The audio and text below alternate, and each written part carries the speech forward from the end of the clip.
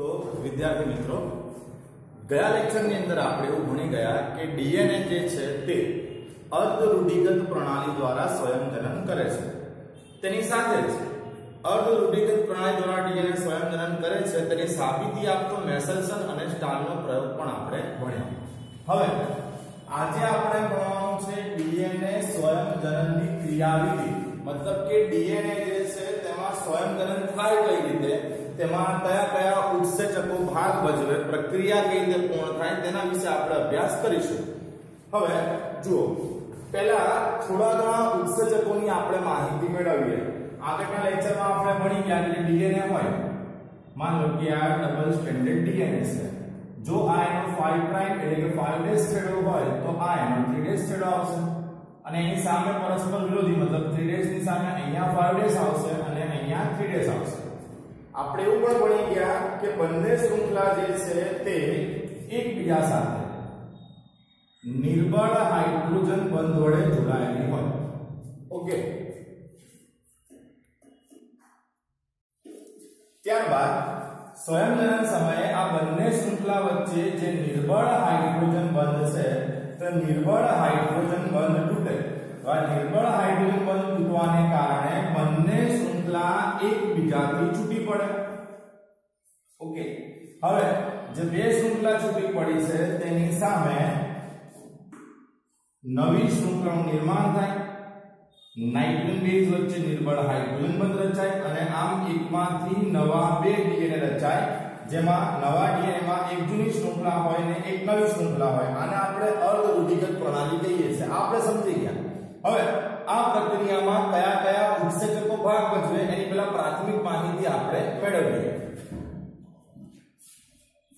તો વિદ્યાર્થી મિત્રો, અહીંયા આપણે ચાર ઉત્સેચક દર્શાવેલા છે। હેલિકેસ, એસએસપીપી એટલે કે single strand binding protein, repeat, single strand binding protein. ત્રીજો ઉત્સેચક છે ટ્રોપોઆઇસોમરેઝ અને ચોથો છે ડાયરેસ। પહેલા આપણે આ ઉત્સેચકોની ભૂમિકા સમજીશું કે આ ઉત્સેચકો શું કાર્ય કરે। તો જો આપણે એવું જોયું કે ડીએનએ જે છે એમાં પોલીન્યુક્લિયોટાઇડની બે શૃંખલા હોય, આ 5 ડેશ છેડો, આ 3 ડેશ, આ બાજુમાં 3 ડેશ, આ 5 ડેશ। નાઇટ્રોજન બેઝ જે છે તે નિર્બળ હાઇડ્રોજન બંધથી જોડાયેલા હોય।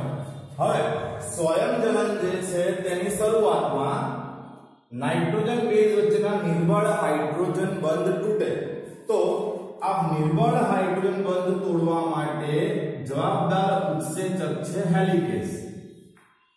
એટલે હેલિકેસ જે છે એની મદદથી નિર્બળ હાઇડ્રોજન બંધ તૂટે और જેમ જેમ નિર્બળ હાઇડ્રોજન બંધ તૂટતા જાય બંને શૃંખલાઓ એકબીજાથી છૂટી પડશે। ઓકે, જેમ કે હેલિકેસ બંધ તોડતો તોડતો અહીંયા સુધી પહોંચી ગયો છે, આટલા બંધનના એમ છે આ હેલિકેસ અહીંયા પહોંચ્યો તો બંને શૃંખલાઓ છૂટી પડી। હવે સામાન્યતઃ શું હોય કે ડીએનએ કુંતલાકાર હોય, એમાં જેમ જેમ બંધ તૂટતા જાય બંને શૃંખલાઓ છૂટી પડે, પણ હેલિકેસ જેમ જેમ આગળ વધે આ છૂટી પડેલી શૃંખલાઓ ફરીથી જોડાઈ જવાની સંભાવના રહેલી છે। तो जो छूटी पड़ेली श्रृंखला फरती जोड़ाई जाए तो स्वयंजनन की प्रक्रिया થઈ જ નહીં શકે। તો આ જે છૂટી પડેલી શૃંખલાઓ છે તે ફરીથી ભેગી ના થઈ જાય, ફરીથી ન જોડાઈ જાય તે માટે આપણને એસએસપીપી પ્રોટીન મદદ કરે છે। આને આપણે કહીએ છીએ સિંગલ સ્ટ્રેન્ડ બાઇન્ડિંગ પ્રોટીન, જે શૃંખલાને ભેગી થતી અટકાવે છે। તો આ સિંગલ સ્ટ્રેન્ડ બાઇન્ડિંગ પ્રોટીન જે છે તેના કારણે બંને શૃંખલાઓ છૂટી રહે છે। બીજી એક અહીંયા સમજવાની વસ્તુ છે કે જેનો આપણને બુકમાં ઉલ્લેખ નથી કર્યો, જેમ જેમ કુંતલ જે છે એની વચ્ચેના પેલા હાઇડ્રોજન બંધ તૂટી રહ્યા છે, શૃંખલા છૂટી પડશે। જેટલી શૃંખલા આગળ છૂટી પડશે તેટલું પાછળના કુંતલ પર દબાણ વધશે, જેના કારણે કુંતલ જે છે એ ગીચ બનશે। તો એ કુંતલ ગીચ ન બને, કુંતલ એકદમ નજીક ન આવી જાય તે માટે ट्रोपोआइसोमरेज उत्सेचक मदद करे छे। એટલે કે ટ્રોપોઆઇસોમરેજ જે છે જ્યારે બંધ તૂટે તો પાછળની તરફ કુંતલને ગીચ બનતા અટકાવે છે। જ્યારે ગાયલેસ જે છે, ગાયલેસ એ આદિકોષ કેન્દ્રી સજીવોમાં સામાન્યતઃ જોવા મળે છે અને આ ગાયલેસ તે હેલિકેસ ट्रोपोआइसोमरेज બંનેની ક્રિયાવિધિ દર્શાવી શકે છે। આ ચાર ઉત્સેચક અલગ અલગ સમજાવવાનું કારણ એ છે કે બુકની અંદર ચારેયના અલગ અલગ કાર્ય એમણે આપણને સમજાવ્યા નથી, તેમણે ખાલી હેલિકેઝ અને ગાયરેજનો ઉલ્લેખ જ કરેલો છે। તો આ ચાર ઉત્સેચક સમજ્યા બાદ હવે આપણે ડીએનએ સ્વયંજનનની ક્રિયાવિધિ જે છે તેને સમજીએ। તો અહીં આપણને એક ડીએનએ આપેલ છે, હવે એમાં સ્વયંજનનની પ્રક્રિયા કઈ રીતે થાય તે સમજીએ। तो સૌથી પહેલા તો ડીએનએ ની અંદર સ્વયંજનનની ક્રિયા કોઈ પણ જગ્યાએથી શરૂ થાય નહીં। સ્વયંજનન થવા માટે ચોક્કસ સ્થાન ડીએનએ માં રહેલું હોય, આ સ્થાનને કહેવામાં આવે સ્વયંજનનની ઉત્પત્તિ। તો સૌથી પહેલા આપણે યાદ એ રાખીશું કે સ્વયંજનનની શરૂઆત જ્યાંથી થાય તે સ્થાનને स्वयंजनननी उत्पत्ति तरीके ओळखवामां आवे छे। बीजू ए याद राखવું કે જે આદિકોષ કેન્દ્રી સજીવો હોય એ આદિકોષ કેન્દ્રી સજીવોના ડીએનએ માં આવું સ્થાન એક જ હોય, मतलब કે સ્વયંજનનની ઉત્પત્તિ જે છે એક જ છે। પણ જો સુકોષ કેન્દ્રી સજીવોની વાત કરીએ તો સુકોષ કેન્દ્રી સજીવોમાં આવા સ્થાન એક કરતા વધારે હોઈ શકે। તો સૌથી પહેલું જ્યાંથી સ્વયંજનનની શરૂઆત થાય તે સ્થાનને આપણે કહીએ છીએ સ્વયંજનનની ઉત્પત્તિ। ત્યારબાદ જે જગ્યા પર સ્વયંજનન થવાનું હોય તે સ્થાને હેલિકેઝ નામનો ઉત્સેચક જોડાય છે। જે સ્થાને સ્વયંજનન શરૂ થવાનું હોય તે સ્થાને હેલિકેઝ જોડાય। હવે આપણે ભણી ગયા કે હેલિકેઝ જે છે તે નાઇટ્રોજન બેઝ વચ્ચેના નિર્બળ હાઇડ્રોજન બંધને તોડે છે, બરાબર। તો બીજો ઉત્સેચક એટલે કે સ્વયંજનનની ઉત્પત્તિ પછી બીજો મુદ્દો છે કે જ્યાંથી સ્વયંજનન થવાનું હોય ત્યાં ડીએનએ હેલિકેઝ નામનો ઉત્સેચક જોડાય છે, બરાબર। હવે હેલિકેઝ જે છે જેમ જેમ નિર્બળ હાઇડ્રોજન બંધ તોડતો જાય તેમ બંને પોલીન્યુક્લિયોટાઇડ શૃંખલાઓ જે છે તે એકબીજાથી છૂટી પડે। તો હેલિકેઝ ઉત્સેચક જે છે એની મદદથી આ હેલિકેઝ ઉત્સેચક, હવે હેલિકેઝ ઉત્સેચકની મદદથી નિર્બળ હાઇડ્રોજન બંધ તૂટ્યા, બંને શૃંખલાઓ એકબીજાથી છૂટી પડી। અહીંયા દર્શાવી દઈએ આ 5 પ્રાઇમ છેડો હતો 5' તો આ 3' છેડો હશે। એજ ઇટ ઇઝ અહીંયા આવશે આ 5' છેડો અને આ 3' છેડો। હવે આપણે આગળ ઉલ્લેખ બી કર્યો કે જેમ જેમ બંને શૃંખલાઓ છૂટી પડે અને હેલિકેઝ આગળ વધે પછી બંને શૃંખલાઓ ફરીથી જોડાઈ જવાની સંભાવના બી છે। તો આ બંને શૃંખલાઓ ફરીથી ન જોડાય તે માટે આપણને જે ઉત્સેચક મદદ કરતો હતો તેનું નામ આપણે ભણ્યા હતા એસએસબીપી। એસએસબીપી ટેટ્રામર સ્વરૂપે એટલે કે અહીંયા 4 અણુઓના ગ્રુપ હોય 1 2 3 4 એ રીતે। તો SSBP ઉત્સેચક single strand binding protein એ બંને શૃંખલાઓને ભેગી થતી અટકાવશે। તો ડીએનએ હેલિકેઝ જે છે તે નિર્બળ હાઇડ્રોજન બંધને તોડે, બંને શૃંખલાઓ છૂટી પડે, બંને શૃંખલાઓ પાછી ભેગી ન થાય તે માટે આપણને એસએસબીપી એટલે કે સિંગલ સ્ટ્રેન્ડ બાઇન્ડિંગ પ્રોટીન જે છે તે મદદ કરે। એ સિવાય આપણે જે ઉલ્લેખ કર્યો કે જેમ જેમ હેલિકેઝ આગળ વધે બંને શૃંખલાઓ છૂટી પડતી જાય તેમ તેમ પાછળની તરફ જે કુંતલ છે એ ગીચ બનતા જાય। આ કુંતલો ગીચ ન બને તે માટે આપણને ટ્રોપોઆઇસોમરેઝ નામનો ઉત્સેચક મદદ કરે છે।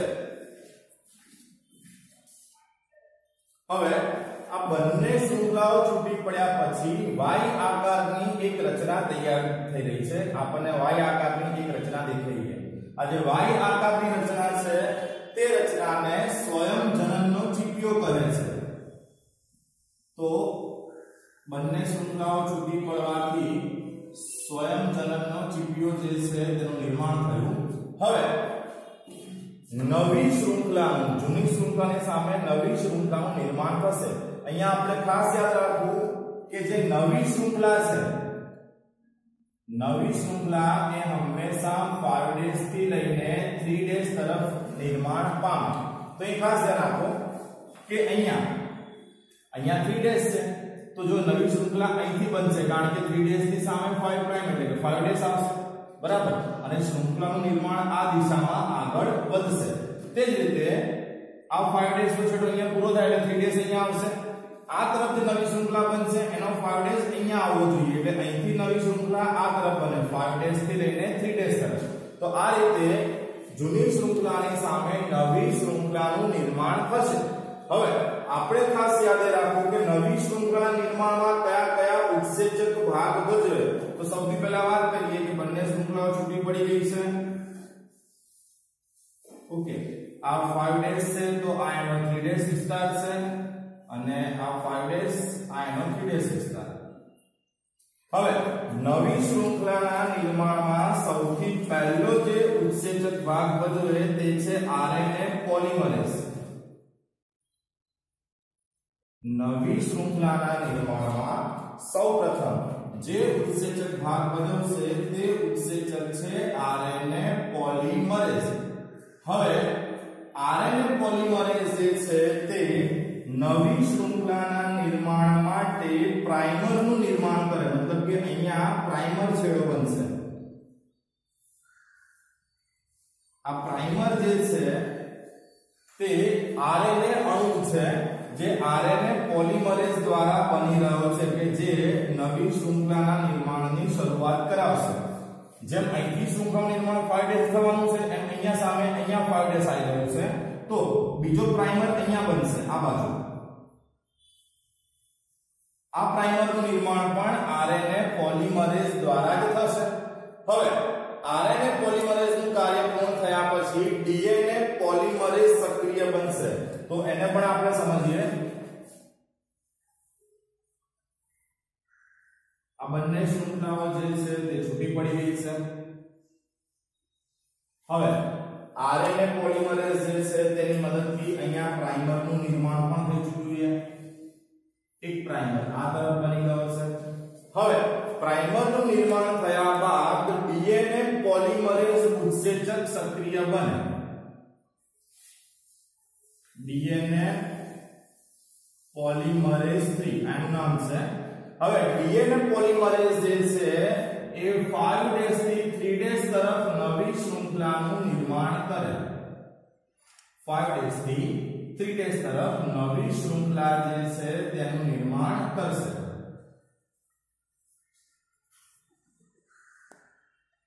હવે જે નવી શ્રૃંખલા ઉત્પન્ન થઈ તે નવી શ્રૃંખલા ઉપર નાઇટ્રોજન બેઝ કયો આવશે તો તેની માહિતી જૂની શ્રૃંખલા પૂરી પાડે ઉદાહરણ તરીકે માની લો કે અહીંયા નાઇટ્રોજન બેઝ એડેનાઇન હોય એ તો નવી શ્રૃંખલા પર નાઇટ્રોજન બેઝ ગોઠવાશે થાઇમિન એટલે કે ટી માની લો કે અહીંયા નાઇટ્રોજન બેઝ ગ્વાનિન છે તો નવી શ્રૃંખલા ઉપર નાઇટ્રોજન બેઝ આવશે સાઇટોસિન તો નવી શ્રૃંખલા પર કયો નાઇટ્રોજન બેઝ આવશે તેની માહિતી આપણને જૂની શ્રૃંખલા પૂરી પાડે છે માટે જે જૂની શ્રૃંખલા માહિતી પૂરી પાડે તે શ્રૃંખલાને ટેમ્પલેટ શ્રૃંખલા તરીકે ઓળખવામાં આવે તે શ્રૃંખલાને ટેમ્પલેટ શ્રૃંખલા તરીકે ઓળખવામાં આવે સેમ વસ્તુ અહીંયા પણ થશે કે અહીંયા ટી હોય તો આ ટી ના આધારે સામે એ ગોઠવાશે मतलब કે નવી શ્રૃંખલા ઉપર કયો નાઇટ્રોજન બેઝ આવશે તેની માહિતી જૂની શ્રૃંખલા પૂરી પાડે છે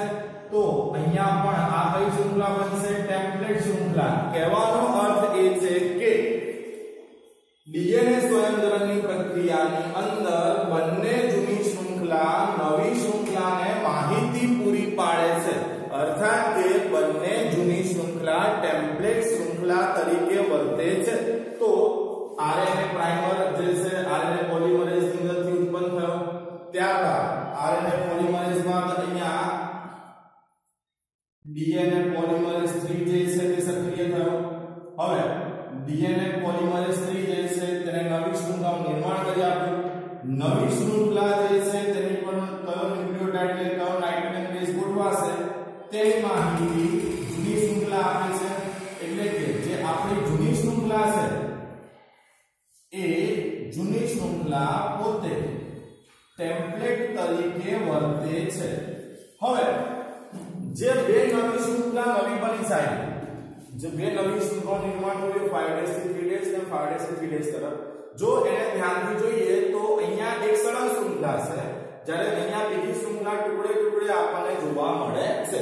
આને એકવાર ફરીથી ડ્રો કરીને આપણે બતાવીએ. તો અહીં જે નવી શૃંખલા નિર્માણ પામે છે તે નવી શૃંખલા આપણને બે રીતની દેખાય છે. એક, આ બાજુમાં જે નવી શૃંખલા ઉત્પન્ન થઈ છે તે સળંગ શૃંખલા છે. તો આ જે સળંગ શૃંખલા છે તેને અગ્રેસર શૃંખલા તરીકે ઓળખવામાં આવે. જ્યારે અહીંયા જે નવી શૃંખલા આપણને દેખાઈ રહી છે, આ નવી શૃંખલા જે છે ટુકડાઓ સ્વરૂપે રહેલી છે, આ શૃંખલાને વિલંબિત શૃંખલા તરીકે ઓળખવામાં આવે.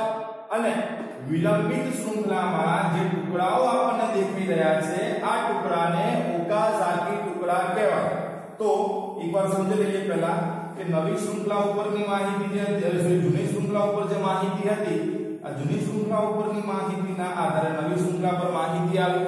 ત્યારબાદ તેમની વચ્ચેના નાઇટ્રોજન બેઝ જે છે તે નિર્બળ હાઇડ્રોજન બંધથી જોડી જશે. તો આ બે નવી શૃંખલા બની ગઈ.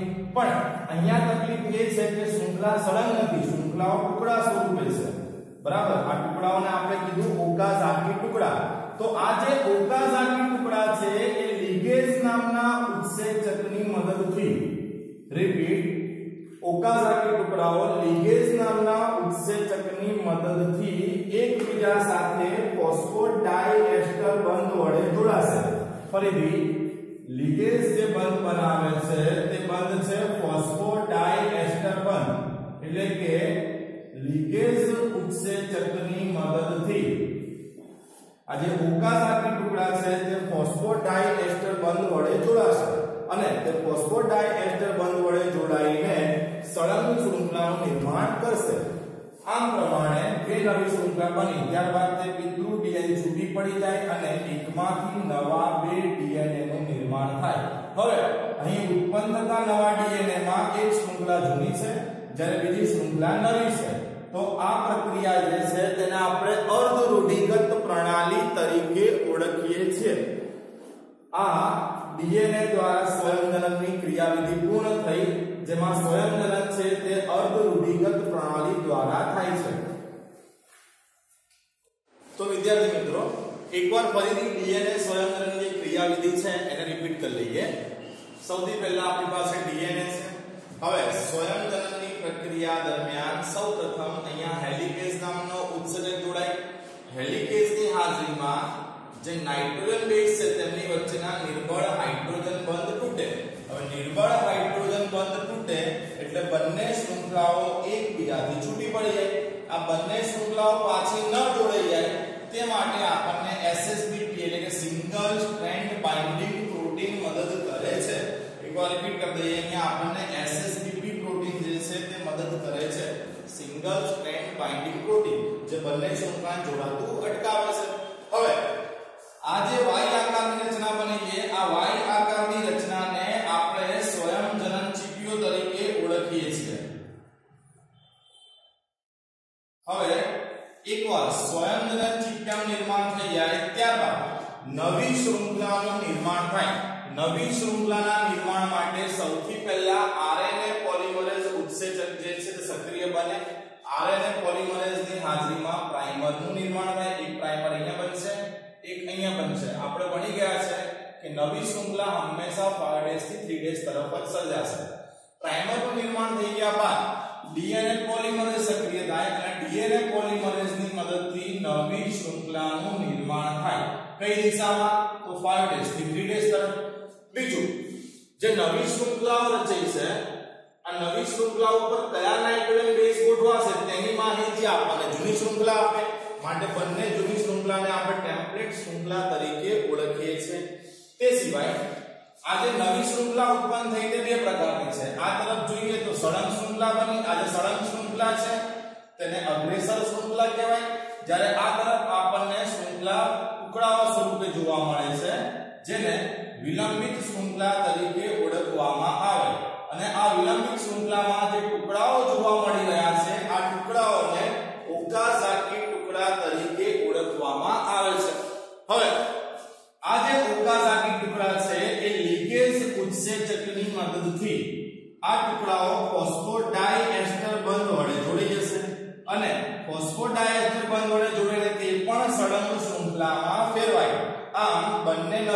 શૃંખલા બની ગયા બાદ તે પિતૃ ડીએનએ થી છૂટી પડે છે અને એકમાંથી બે નવા ડીએનએ નું નિર્માણ થાય છે. બનતા નવા ડીએનએ ની અંદર એક શૃંખલા જૂની હોય અને એક શૃંખલા નવી હોય. તો આ પ્રક્રિયા જે છે તેને અર્ધ રૂઢિગત પ્રણાલી દ્વારા સ્વયંજનન તરીકે ઓળખવામાં આવે છે.